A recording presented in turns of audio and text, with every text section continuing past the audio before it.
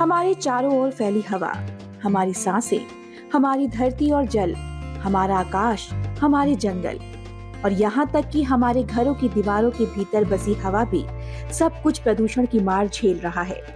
विश्व स्वास्थ्य संगठन के अनुसार दुनिया के कई शहरों में हवा में मौजूद सूक्ष्म कण मानव शरीर में ऐसे उतरते हैं मानो जीवन के भीतर जंग लगा रहे हों। जी हाँ, प्रदूषण किसी एक शहर या एक देश की समस्या नहीं, ये किसी एक मौसम, किसी एक घटना या किसी एक व्यक्ति की जिम्मेदारी नहीं, ये पूरी मानवता के सामने खड़ी एक कठिन चुनौती है।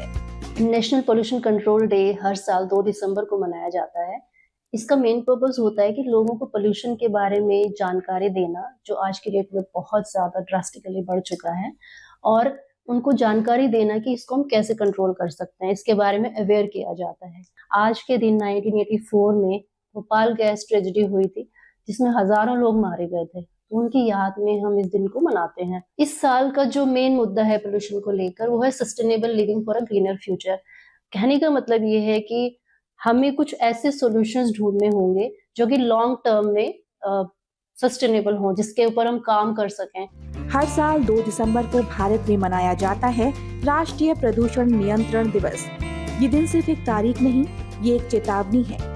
जब बात होती है प्रदूषण के बढ़ते खतरे की, तो साथ ही बात होती है उस भविष्य की भी जिसे हम सुरक्षित बना सकते हैं यदि समय रहते जाग जाएं।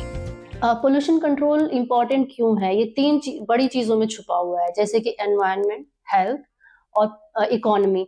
अगर हम हेल्थ की बात करें तो आज जो हम पानी पी रहे हैं, जिस हवा में हम सांस ले रहे हैं, उसकी वजह से इतनी बीमारियां हो रही हैं। एनवायरनमेंट इकोनॉमी की बात करें, जैसे एनवायरनमेंट पोल्यूशन की वजह से मिट्टी, हवा, पानी अगर पोल्यूटेड होता है तो हमारी फसलों को नुकसान होता है और डिजास्टर्स, नेचुरल डिजास्टर्स काफी बढ़ जाते हैं। और भी छोटी छोटी प्रॉब्लम्स ऐसे होते हैं जिसकी वजह से कंट्री को फाइनेंशियल लॉस भी होता है।